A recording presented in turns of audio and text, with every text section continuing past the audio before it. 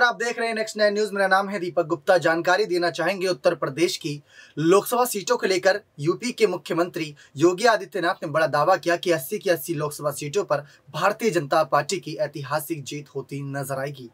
अगर देखा जाए तो दूसरी तरफ से मायावती भी तैयार नजर आ रही है। मायावती के भी ऐलान देखने को मिल रहे हैं कि कैसे वो लोकसभा सीटों पर नजरें बनाए हुए। पिछली बार 10 सीटें निकाल पाने में कामयाब रही थी। अखिलेश यादव के हाथ 5 सीटें आ पाई थी। 64 सीटों का आंकड़ा मिला था यहाँ पर भारतीय जनता पार्टी को। कुछ निर्दलीय पार्टियों के खाते में भी गई थी, यानी ऐसी पार्टियों के खाते में जो उभर रही थी।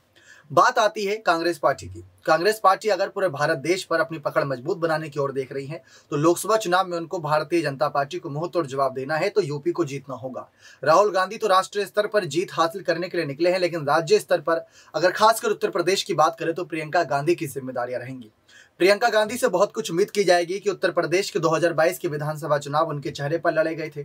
लड़की हूं, लड़ सकती हूं का नारा उन्होंने दिया था, लेकिन ये सारे नारे कितने काम आए? 2 सीटें निकाल पाई थी। लोकसभा के मामले में देखा जाए तो वहां पर तो और भी ज्यादा इनका रिकॉर्ड खराब है। तो कोशिश इस बार ये रहेगी कि 80 लोकसभा सीटों पर जिस तरीके से यहां पर इनकी पार्टी उतर रही है, 80 लोकसभा सीटों में से ज्यादा सीटें कांग्रेस पार्टी निकाले। कांग्रेस पार्टी निकाले या वो किसी ऐसी पार्टी के साथ गठबंधन करे कि उनके नाम से सीटें निकले और कांग्रेस को फायदा हो। लेकिन ये सारी जिम्मेदारियां प्रियंका गांधी के कंधों पर है। राहुल गांधी जाते जाते प्रियंका गांधी को ये जिम्मेदारी सौंप कर गए थे और प्रियंका ने भी साफ कहा था कि उनकी पार्टी यानी हमारी पार्टी इस बार उत्तर प्रदेश में कोई बड़ा कमाल करेगी। नगर निकाय चुनाव शुरुआत होगी और आगे जाकर सांसदों के चुनाव तक ये सारी सियासत जारी रहेगी। 2027 में विधानसभा चुनाव होंगे, अभी 2022 की शुरुआत में हुए थे चुनाव।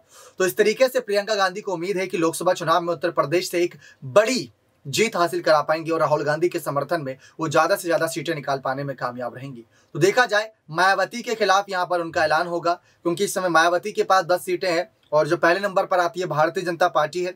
इसी वजह से ये हमारी रिपोर्ट मायावती और योगी आदित्यनाथ से आधारित है, क्योंकि अखिलेश यादव को इसमें इंक्लूड करते हैं तो वो तीसरे चौथे नंबर पर आते हैं। अखिलेश यादव के पास 5 सीटें हैं, सपा की सांसदों के तौर पर देखा जाए तो 5 सीटें आती हैं और बसपा के पास 10 सीटें, भारतीय जनता के पास अब 66 तक का आंकड़ा हो चुका है। तो इसी वजह से मायावती योगी आदित्यनाथ को सबसे पहला जवाब प्रियंका गांधी को देना होगा अगर ज्यादा से ज्यादा सीटें निकालनी है। तो मायावती और सीएम योगी के खिलाफ उतरी है प्रियंका गांधी, लेकिन क्या इस लड़ाई में अपने भाई को जिताने के लिए? क्योंकि मायावती से तो गठबंधन की उम्मीद खत्म हो चुकी है, क्योंकि मायावती ने साफ कह दिया कि लोकसभा और विधानसभा के चुनाव वो अकेले लड़ना चाहती है। और योगी आदित्यनाथ के बारे में भी जानते हैं कि कांग्रेस और बीजेपी में 36 का आंकड़ा है। वो भी गठबंधन तो खैर होने से रहा, बल्कि वो तो आमने सामने रहेंगे। अखिलेश की रही बात, वो तो केसीआर की तरफ जा रहे हैं। तो अगर प्रियंका गांधी को 80 लोकसभा सीटों पर हमला बोलना है, वहां पर जीत बोलनी है, तो उनको सबसे पहले बीजेपी और मायावती को बड़ा झटका देना ही होगा किसी भी हाल में, ताकि ज्यादा से ज्यादा सीटें निकाल पाए। आपको क्या लगता है कि क्या बड़ा खेला इस बार हो पाएगा